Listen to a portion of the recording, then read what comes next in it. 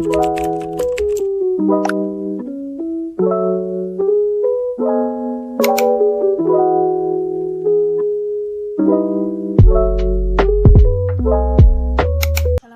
warahmatullahi wabarakatuh.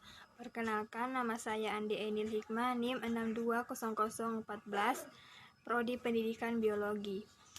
Baiklah, saya akan membawakan materi dari kuliah perkembangan peserta didik yang judul materinya ialah pemenuhan kebutuhan remaja dan implikasinya dalam pendidikan.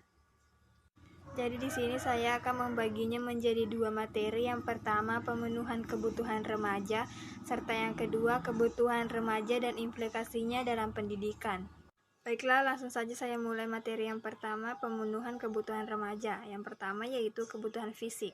Remaja memiliki kebutuhan fisik yang relatif sama dengan orang yang bukan remaja.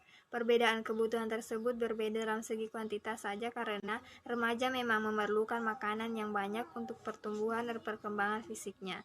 Jika kebutuhan fisik remaja tidak terpenuhi, maka bukan saja pertumbuhan fisiknya tidak maksimal, tetapi juga kesehatan fisik dan mentalnya dapat terganggu.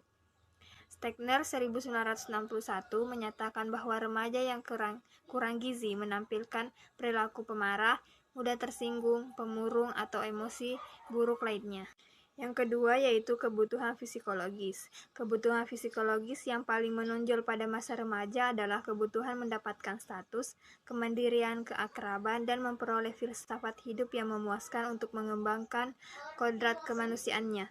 Adapun pemenuhan kebutuhan remaja menurut para ahli, yang pertama menurut Garrison, di antaranya yaitu kebutuhan kasih sayang, kebutuhan untuk berdiri sendiri atau biasa disebut mandiri, kebutuhan akan pengakuan dari orang lain, kebutuhan untuk berprestasi, kebutuhan memperoleh filsafat hidup yang utuh.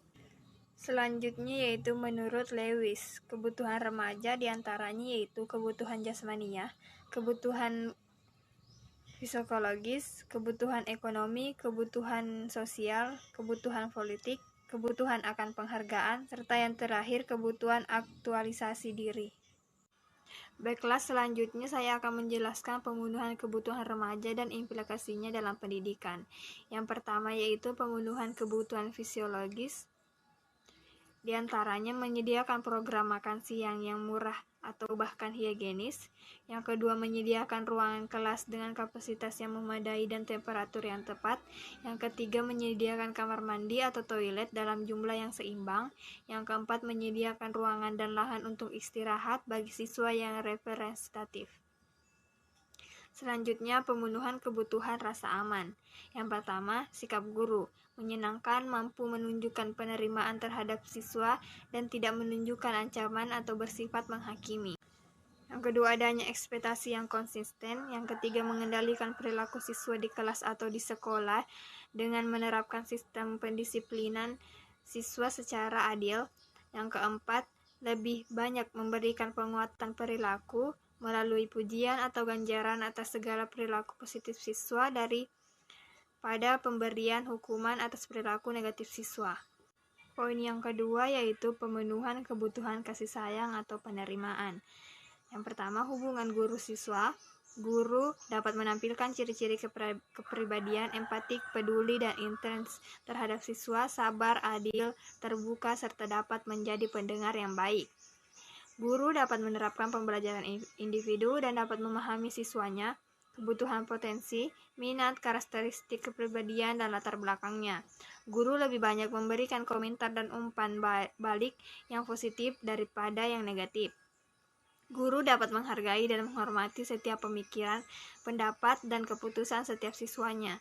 Guru dapat menjadi penolong yang bisa diandalkan dan memberikan kepercayaan terhadap siswanya. Selanjutnya yaitu hubungan siswa dengan siswa. Yang pertama, sekolah mengembangkan situasi yang memungkinkan terciptanya kerjasama mutualistik dan saling percaya di antara siswa. Yang kedua, sekolah dapat menyelenggarakan class meeting melalui berbagai forum seperti olahraga atau kesenian. Yang ketiga, sekolah mengembangkan diskusi kelas yang tidak hanya untuk kepentingan pembelajaran. Yang keempat, sekolah mengembangkan tutor sebaya. Serta yang terakhir, sekolah mengembangkan bentuk-bentuk ekstrakurikuler yang beragam.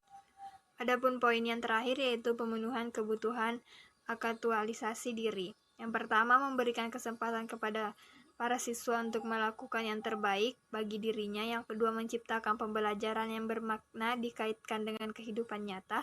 Serta yang terakhir yaitu memberikan kebebasan kepada siswa untuk menggali dan menjelajah kemampuan dan potensi yang dimilikinya.